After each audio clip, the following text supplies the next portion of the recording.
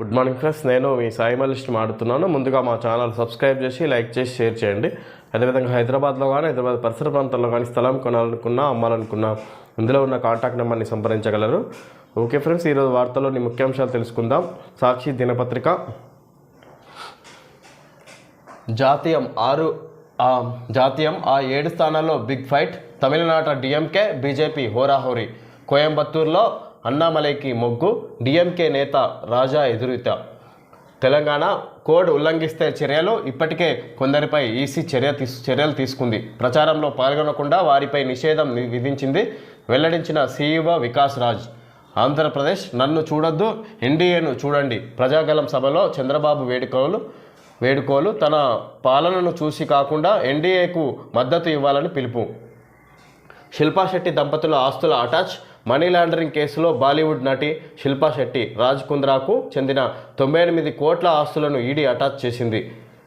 Bail కోసం స్వీట్లు తింటున్నారు. ఒంట్లో చక్కెర స్థాయిలు పెంచుకోవడానికి కేజ్రీవాల్ జైల్లో మామిడి పండ్లు మిఠాయిలు తింటున్నారని ఈడీ ఆరోపించింది. ఎన్నికల ప్రక్రియ పవిత్రంగా జరగాలి. దేశంలో ఎన్నికల ప్రక్రియ పవిత్రంగా జరగాలని కేంద్ర ఎన్నికల సంఘానికి సుప్రీంకోర్టు స్పష్టం చేసింది. పోలింగ్ 102 నేడే. లోక్సభ ఎన్నికల తొలిదశ పోరుకు సర్వం సిద్ధమైంది. 102 లోక్సభ మరికొన్ని అసెంబ్లీ స్థానాలకు పోలింగ్ నిర్వహిస్తున్నారు. ఆ 106 ఎకరాలు అటవీ శాఖవే, ప్రైవేటు వ్యక్తిది కాదన్న సుప్రీం. తెలంగాణ హైకోర్టు తీర్పును పక్కన పెట్టిన ధర్మాసనం. హైకోర్టు రెవెన్యూ అధికారులు సదరు వ్యక్తులకు అనుకూలంగా చెప్పడంపై అసహనం. అడవుల ప్రాధాన్యత గుర్తించడంలో మనుషులకు మతిమరుపు ఉంటుందని ఘాటు వ్యాఖ్య. ఆ భూముల ప్రస్తుత మార్కెట్ విలువ సుమారు 300 కోట్లు. అటవీ శాఖకు ఓ వ్యక్తికి మధ్య చోటు చేసుకున్న భూ వివాదానికి 40 ఏళ్ల తర్వాత తెరపడింది. వరంగల్ జిల్లాలోని 106.34 ఎకరాల అటవీ భూమి ప్రైవేటు భూమి కాదని సుప్రీంకోర్టు స్పష్టం చేసింది. అత్యంత విలువైన ఆ భూమి అటవీ శాఖకు చెందినదేనంటూ గురువారం తీర్పునిచ్చింది. ఈ మేరకు తెలంగాణ హైకోర్టు ఇచ్చిన తీర్పును పక్కన పెడుతూ న్యాయమూర్తులు justice MM Sundaresh, justice NVS భట్టీలతో కూడిన సుప్రీం ధర్మాసనం గురువారం కీలక తీర్పు వెలువరించింది. తెలంగాణ ప్రభుత్వానికి ప్రైవేటు వ్యక్తికి చెరో 5 లక్షల జరిమానా విధించింది. ఈ మొత్తాన్ని జాతీయ న్యాయ సేవల సంస్థ నల్సాకు 2 నెలల్లోగా చెల్లించాలని ఆదేశించింది. వరంగల్ జిల్లా కొంపల్లిలోని విధంగా ఆ 106 ఎకరాల మీద జరుగుతున్న చర్చకు ఈరోజు తెరపడింది అన్నట్టుగా 40 ఏళ్ల తర్వాత తెరపడిందని చెప్పుకోవచ్చు. వరంగల్ అది ప్రైవేట్ వ్యక్తిది కాదని, అది అటవీ శాఖకు చెందిన భూమిగా ఫైనల్ చేయడం జరిగిందని ఇక్కడ సుప్రీంకోర్టు తెలియజేయడం జరిగింది. అసెంబ్లీ రద్దు కావచ్చు. లోక్సభ ఎన్నికలు అయ్యాక ఏడాదిలోపే జరిగినా ఆశ్చర్యపోవాల్సిన పని లేదు. 20 నుంచి 30 మంది కాంగ్రెస్ ఎమ్మెల్యేలు నాతో టచ్లో ఉన్నారు. పార్టీ శ్రేణులతో బీఆర్ఎస్ అధినేత మాజీ సీఎం కేసీఆర్ వ్యాఖ్య.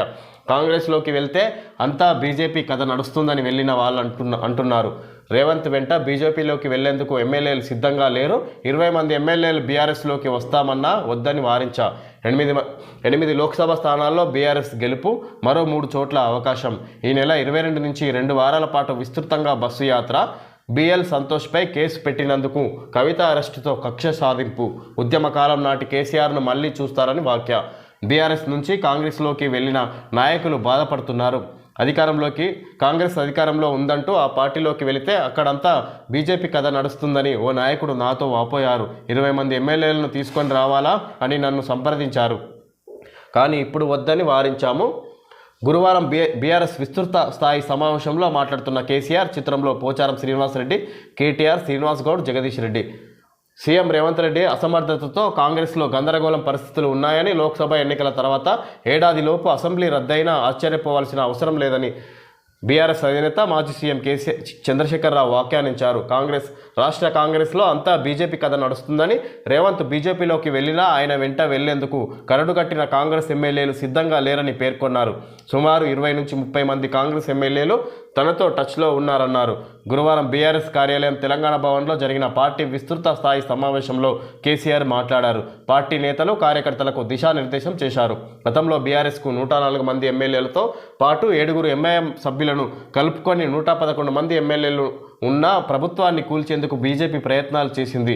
మనం అప్రమత్తమై అందులో భాగస్వాములై స్వామీజీల కుట్రలను బట్టబయలు చేశాం. ప్రధాని మోడీ దుర్మార్గుడు, తెలంగాణలో 64 మంది ఎమ్మెల్యేలున్న కాంగ్రెస్ ప్రభుత్వాన్ని బీజేపీ బతకనిస్తుందా? రేవంత్ బీజేపీలోకి వెళ్ళినా వెళ్లకున్నా కాంగ్రెస్ ఎమ్మెల్యేలను చీల్చేందుకు బీజేపీ ఖచ్చితంగా ప్రయత్నిస్తుంది అని కేసీఆర్ పేర్కొన్నారు. 8 చోట్ల గెలుస్తాం. లోక్సభ ఎన్నికల తర్వాత రాష్ట్ర రాజకీయాల్లో శరవేగంగా మార్పులు జరుగుతాయని, కాంగ్రెస్పై తీవ్ర వ్యతిరేకత ప్రారంభమైందని కేసీఆర్ పేర్కొన్నారు. రాబోయే రోజుల్లో బీఆర్ఎస్ తరపున ఎవరికి అసెంబ్లీ టికెట్ ఇచ్చినా సునాయాసంగా గెలిచే పరిస్థితులు ఉంటాయన్నారు. రాజకీయాల్లో తొందరపాటు ఆలోచనలు సరికాదని, కాంగ్రెస్లోకి వెళ్లిన నాయకులు అక్కడి పరిస్థితులు చూసి తిరిగి వస్తామంటున్నారని చెప్పారు. కొందరు నాయకులు పార్టీ నుంచి వెళ్ళినంత మాత్రాన జరిగే నష్టమేమీ లేదని, బుల్లెట్ లాంటి నాయకులను తయారు చేసుకుంటామని పేర్కొన్నారు. కొందరు నాయకులు వెళ్ళినప్పుడు ఇక్కడ అసెంబ్లీ రద్దు కావచ్చు అని ఇక్కడ కాంగ్రెస్ ప్రభుత్వాన్ని ఉద్దేశించి మన మాజీ సీఎం కె చంద్రశేఖరరావు నిన్న జరిగిన తెలంగాణ భవన్లో ఏర్పాటు చేసిన ముఖ్య నేతలతో ఆయన సమావేశమై ఈ విధంగా ప్రసంగించారు. అయితే 104 ఎమ్మెల్యేలున్న మా బీఆర్ఎస్ ప్రభుత్వాన్నే కూల్చేందుకు కుట్రలు చేసింది బీజేపీ గవర్నమెంట్. అప్పుడు కేంద్రంలో ఉన్న బీజేపీ ప్రభుత్వం.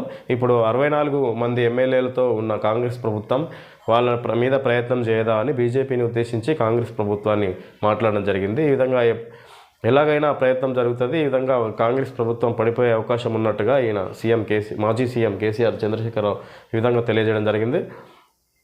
దీనికి సంబంధించి నిన్న లోక్సభ ఎలక్షన్లో బరిలో ఉన్న ఎంపీ అభ్యర్థులకు బీఫామ్లు అందజేసి అదేవిధంగా దానికి సంబంధించిన 95 లక్షల నగదు అందించినట్టుగా ఇక్కడ సమాచారం. అదేవిధంగా కాంగ్రెస్ ప్రభుత్వానికి సంబంధించి 20 మంది ఎమ్మెల్యేలు మాతో టచ్లో ఉన్నారు. ఇక్కడ బీఆర్ఎస్ నుంచి కాంగ్రెస్లో జాయిన్ అయిన ఎమ్మెల్యేలు ముఖ్య నేతలు వాళ్ళు తిరిగి మా పార్టీలోకి వస్తామని అంటున్నారు. ఇక్కడ అంతా కాంగ్రెస్లోకి వస్తే అంతా బీజేపీ కథ నడుస్తుంది. కాంగ్రెస్ గవర్నమెంట్లో ఎప్పుడైనా ప్రభుత్వం పడిపోయే అవకాశాలు ఉన్నట్టుగా ఇక్కడ తెలియజేశారు. ఇప్పుడే ఎమ్మెల్యేలంతా పార్టీలోకి వస్తామంటే ఇప్పుడే వద్దు, టైం ఉంది అన్నట్టుగా ఆయన సూచించినట్లు ఇక్కడ తెలియజేశారు. మరి అది ఎంతవరకు నిజమో ముందు తెలుస్తుంది కదా.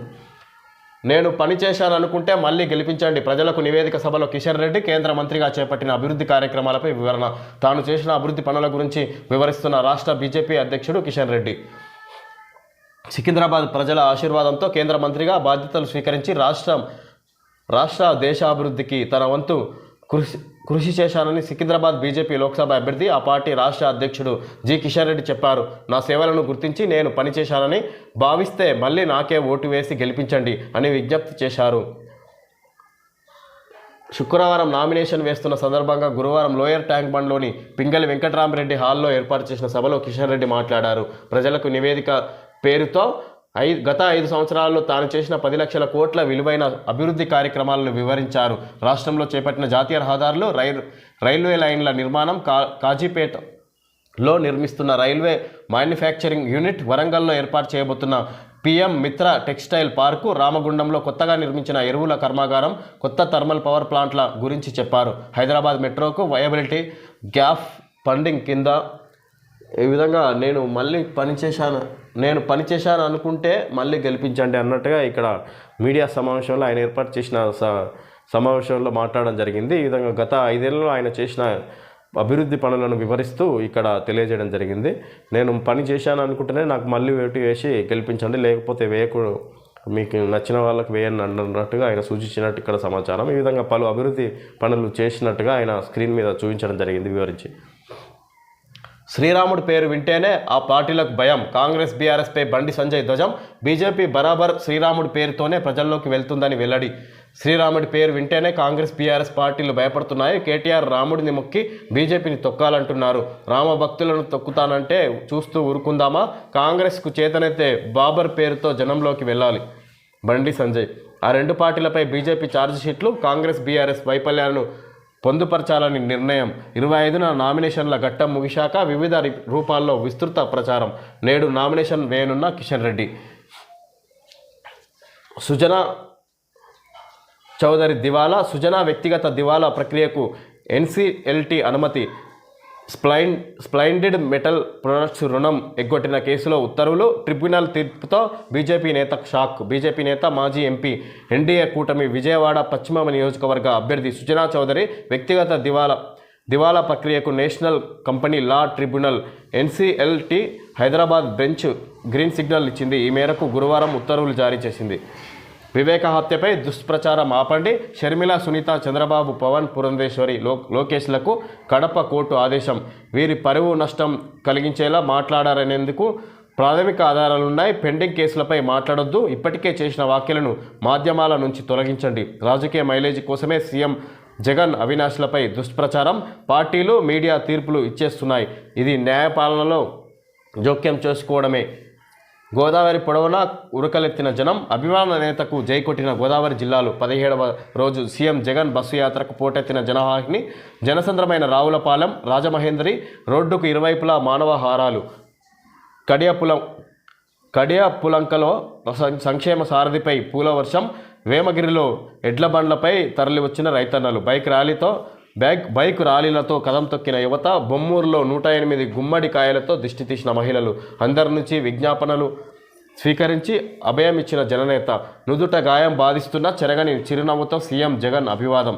బొమ్మూరు చిన్నారికి అక్షరాభ్యాసం చేయిస్తూ ఇక్కడ ప్రచార సభలో జగన్ పాల్గొనడం జరిగింది. ఈ విధంగా బైక్ ర్యాలీలు, జనసంద్రోహం అన్నట్టుగా ఇక్కడ ఇవ్వడం. సీఎం జగన్పై హత్యాయత్నం చేసిన నిందితుడు సతీష్ వృత్తంలో ఉన్న వ్యక్తిని కోర్టుకు తీసుకెళ్తున్న పోలీసులు. Bonda batch sketch. టీడీపీ నేత బోండా ఉమాతో నిందితుడు సతీష్ ఫైల్. సీఎం జగన్ను హత్య చేసేందుకే తలపై సున్నిత భాగంలో దాడికి పక్కా ప్రణాళిక. కుట్రదారుల ప్రోద్బలంతో హత్యాయత్నానికి పాల్పడ్డ A1 సతీష్. పదునైన సిమెంట్, కాంక్రీట్ రాయితో సీఎంపై దాడి. కుట్రను ఛేదించిన పోలీసులు. రిమాండ్ రిపోర్ట్లో సంచలన విషయాలు వెలుగులోకి. నిందితులిద్దరూ బోండా ఉమాతో కలిసి దిగిన ఫోటోలు వైరల్. 45 డిగ్రీలు దాటేసింది. బాణుడి బగబగలతో ప్రజలు ఉక్కిరిబిక్కిరి అవుతున్నారు. గురువారం మంచిర్యాల జిల్లా హాజీపూర్లో గరిష్ట ఉష్ణోగ్రత 45.2 డిగ్రీల సెల్సియస్గా నమోదైంది. కాగా శుక్ర, శనివారాల్లో అక్కడక్కడ తేలికపాటి వర్షాలు కురిసే అవకాశం ఉందని వాతావరణ శాఖ తెలిపింది. వడదెబ్బతో 6 మృతి. 22న ఇంటర్ ఫలితాలు. ఈ నెల 22న ఇంటర్మీడియట్ ప్రథమ, ద్వితీయ సంవత్సర పరీక్షల ఫలితాలు వెలువడనున్నాయి. ఈ ఏడాది ఫిబ్రవరి 28 నుంచి మార్చి 18 వరకు ఇంటర్ పరీక్షలు జరిగాయి. పరీక్షలకు దాదాపు 10 లక్షల మంది హాజరయ్యారు. ఫలితాల విడుదలకు అధికారులు రంగం సిద్ధం చేశారు. Civils hub Hyderabad. Civils preparations అంటే వెంటనే గుర్తుకొచ్చేది ఢిల్లీలోని ఓల్డ్ రాజేంద్ర నగర్, కరోల్ బాగ్, ముఖర్జీ నగర్, లక్ష్మీనగర్. ఇది ఒక్కప్పటి మాట. నేడు హైదరాబాద్ నగరం సివిల్స్ కోచింగ్కు హబ్గా మారుతుంది. ఇక్కడ కోచింగ్ తీసుకుంటున్న అభ్యర్థులు తుది ఫలితాల్లో మెరుస్తున్నారు. మోడీతో విజయన్ రహస్య ఒప్పందం. కేరళ సీఎం కమ్యూనిస్టు కాదు, communalist. CM Revanth Reddy. ED, IT కేసులు ఉన్నన్ని రోజులు ఆయన సీఎంను, కేరళ ప్రజలను మోసం చేస్తారు. జూన్ 9న రాహుల్ గాంధీ ప్రధానిగా ప్రమాణం చేస్తారు. వయనాడు పర్యటనలో సీఎం ప్రసంగం. కేరళ ముఖ్యమంత్రి పినరయి విజయన్ ప్రధాని మోడీతో కుమ్మక్కై కేరళ ప్రజలనే గాక సొంత పార్టీ సిపిఎంను కూడా మోసం చేస్తున్నారని తెలంగాణ సీఎం రేవంత్ రెడ్డి ధ్వజమెత్తారని. పినరయి విజయన్, ఆయన కుటుంబ సభ్యులు అవినీతిలో కూరుకుపోయారని విమర్శించారు.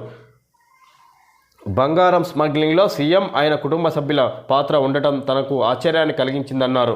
విజయన్పై ఈడీ, ఐటీ కేసులున్నప్పటికీ మోడీ చర్యలు తీసుకోవడం లేదని, ప్రధాని మోడీతో కేరళ సీఎం రహస్య ఒప్పందం చేసుకున్నారని ఆరోపించారు. కాంగ్రెస్ అగ్రనేత రాహుల్ గాంధీ పోటీ చేస్తున్న కేరళలోని వయనాడ్ లోక్సభ స్థానంలో పర్యటిస్తున్న రేవంత్ గురువారం అక్కడ జరిగిన రైతుల సమావేశంలో ప్రసంగించారు.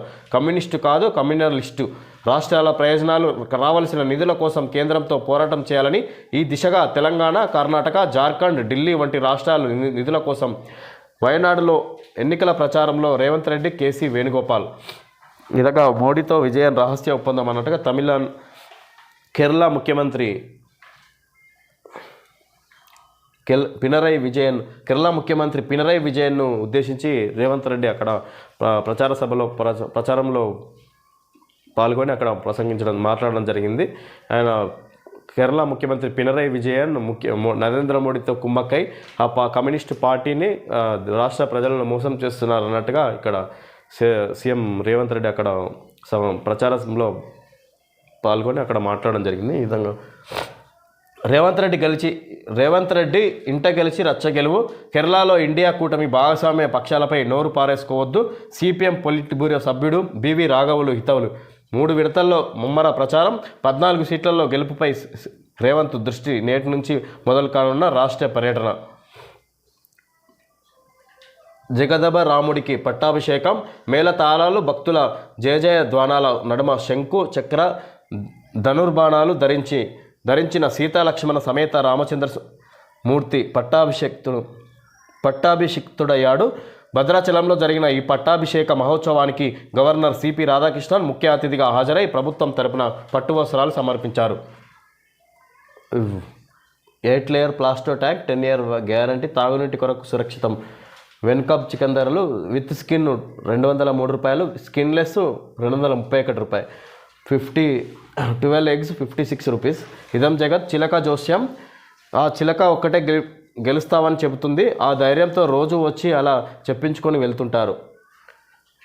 ఇదం జగత్లో ఈ విధంగా ఇవ్వడం జరిగింది. ఓకే ఫ్రెండ్స్, ఈరోజు వార్తలోని ముఖ్యాంశాలు తెలియజేయడం జరిగింది. Thank you friends.